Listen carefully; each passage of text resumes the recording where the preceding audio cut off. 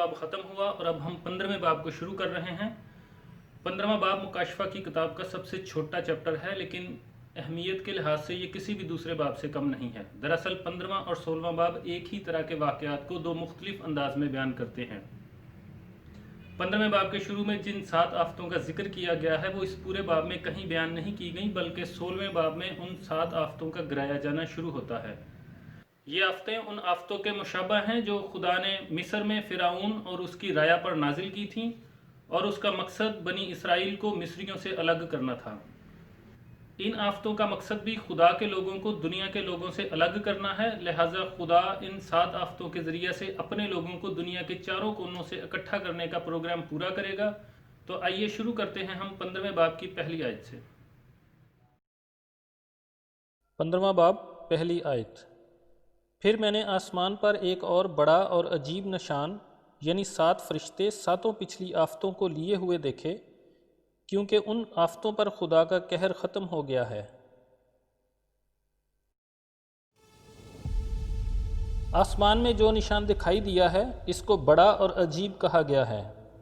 لفظ ایک اور 12ویں باب کے پہلے 2 نشانوں کی طرف اشارہ کرتا ہے، جن میں سے ایک عورت کا بڑا نشان تھا اور دوسرا بڑے لال اژدہا کا بڑا نشان تھا۔ یہ الفاظ نئے عہد نامہ میں صرف اس جگہ پائے جاتے ہیں جو منظر یوحنا کو دکھایا گیا ہے۔ اس کا مرکزی حصہ 7 فرشتے ہیں، جن کو 7 اور فرشتوں کے کسی گروپ کے ساتھ ملانا نہیں چاہیے۔ یہ 7 فرشتوں کا ایک نیا گروپ ہے، جن کے متعلق بیان کیا گیا ہے کہ وہ 7 پچھلی آفتوں کو لیے ہوئے ہیں، یعنی لفظ پچھلی کی بجائے آخری ہونا چاہیے، کیونکہ ان کے بعد اور کوئی آفتیں نہیں آتی، لہٰذا آخری آفتیں موضوع ترجمہ ہے۔ 7 مہروں اور 7 نرسنگوں کی طرح یہاں بھی 7 کا عدد استعمال کیا گیا ہے، جو کاملیت کا عدد ہے۔ لفظ آخری یہ بھی ظاہر کرتا ہے کہ جو عدالتیں مہروں کے توڑے جانے میں اور نرسنگوں کے پھونکے جانے میں پہلے پوری ہو چکی ہیں، وہ بھی آفتیں تھیں جو خدا نے شریر دنیا پر نازل فرمائیں۔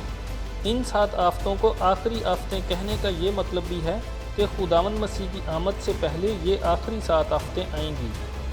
ان 7 آفتوں کے بارے میں یہ بھی لکھا ہے کہ ان آفتوں پر خدا کا قہر ختم ہو گیا ہے۔ ختم ہو گیا ہے کا مطلب ہے آخری نتیجہ پر پہنچ گیا ہے، یا آخری منزل تک پہنچ جانا ہے، جو الہی مقصد کے پورا ہونے کا نشان ہے۔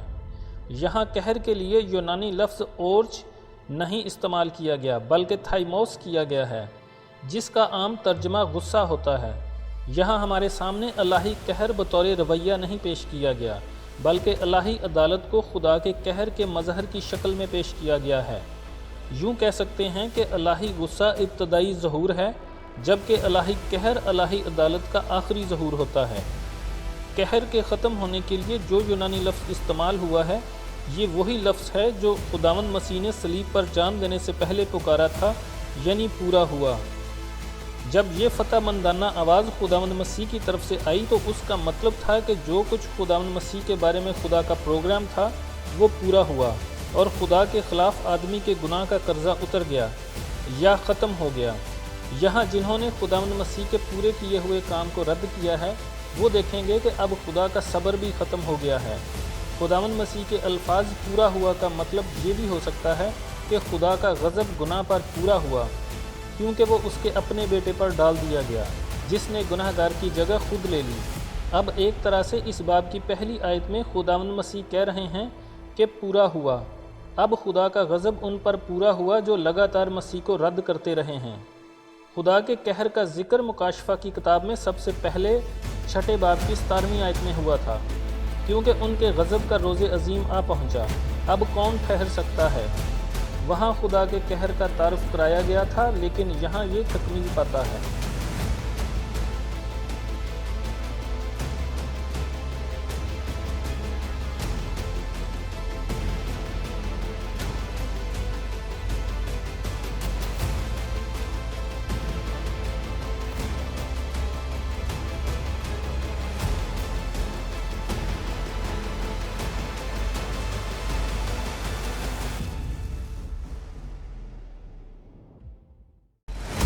پھر اس نے مجھ سے کہا، اس کتاب کی نبوت کی باتوں کو پوشیدہ نہ رکھ، کیونکہ وقت نزدیک ہے۔